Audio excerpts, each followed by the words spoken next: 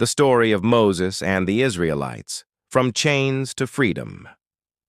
Long ago in the golden sands of ancient Egypt, the sun rose over the Nile River calm and bright, but its light fell upon a people in chains.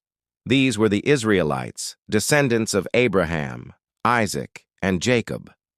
Once welcomed into Egypt during the time of Joseph, they had now become slaves to Pharaoh. Day after day they labored under the burning sun, building monuments for kings who saw them as nothing more than tools.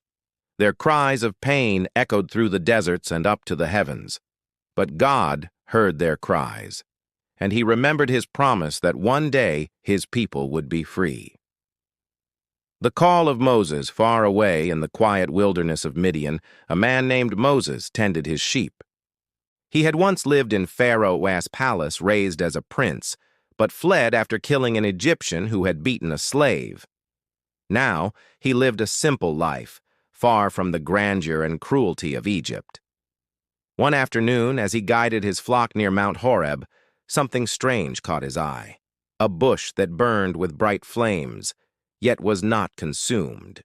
Curious, Moses stepped closer, and then he heard it, a voice, deep and powerful, calling his name. "Moses, Moses."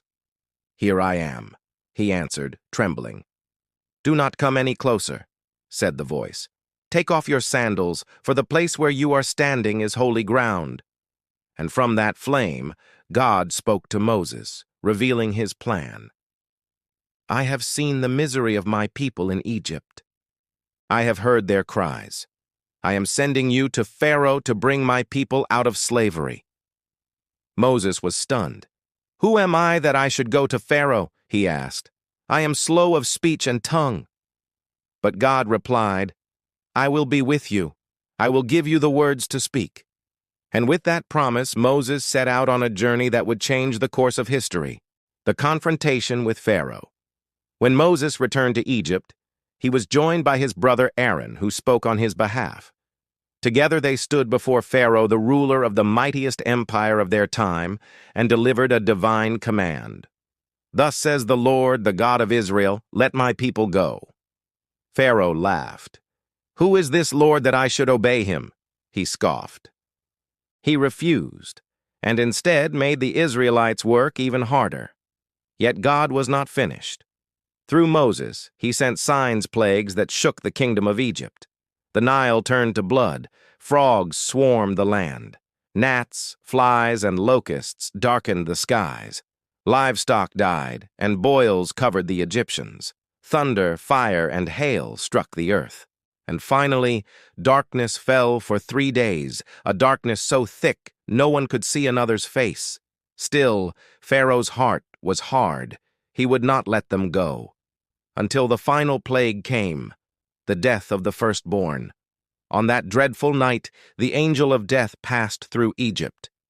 But the Israelites were saved. They had marked their doors with lamb's blood as God instructed.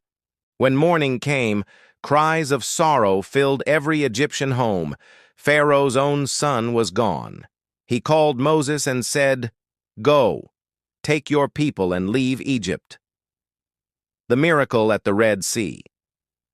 With hearts full of hope, the Israelites gathered their belongings and left Egypt. They marched into the wilderness free for the first time in generations. But soon Pharaoh changed his mind. His pride would not allow him to be defeated. He gathered his army, chariots, horses, and soldiers, and chased after the fleeing Israelites. The Israelites reached the shores of the Red Sea, trapped between the deep waters and Pharaoh's army closing in behind them. Panic spread. "Moses," they cried, "did you bring us out here to die?" But Moses lifted his staff high and said, "Do not be afraid. Stand firm, and you will see the deliverance the Lord will bring you today." Then God performed a miracle. A mighty wind blew all night, parting the sea and creating a dry path between walls of water. The Israelites crossed safely to the other side. When Pharaoh's soldiers followed, the waters came crashing back, swallowing the entire army. The people of Israel watched in awe their enemies defeated, their freedom secured. They sang and danced in praise, led by Miriam, Moses' sister, singing, "I will sing to the Lord, for he has triumphed gloriously. The horse and rider he has thrown into the sea." The journey to the promised land. Their freedom, however, was just the beginning. The Israelites wandered through the wilderness for 40 long years. They faced hunger, thirst, and fear. But God never abandoned them. He provided manna, bread from heaven, and water from the rocks. He guided them with a pillar of cloud by day and a pillar of fire by night. On Mount Sinai, God gave Moses the 10 Commandments, laws that would guide his people for generations to come. These were not just rules but a covenant, a bond between God and his people.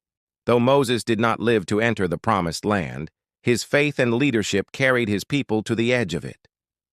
From Mount Nebo he looked across the Jordan River and saw the land flowing with milk and honey, the land promised to Abraham, Isaac, and Jacob. And there his journey ended, but his legacy lived on. The legacy of Moses. The story of Moses and the Israelites is one of courage, faith, and freedom. It reminds us that no matter how strong the chains or how dark the night, God's light can break through. That true freedom is not found in running from fear, but in walking with faith. Moses' life teaches us that even the most unlikely person, a man who doubted himself, who once ran away, can be chosen for greatness. When you trust in a higher purpose, miracles happen. Seas part. Paths appear where none existed. And just as God led the Israelites to freedom, he can lead you out of your Egypt, through your desert, and into your promised land. Please like, share the video, and subscribe for more inspiring stories of faith, love, and courage.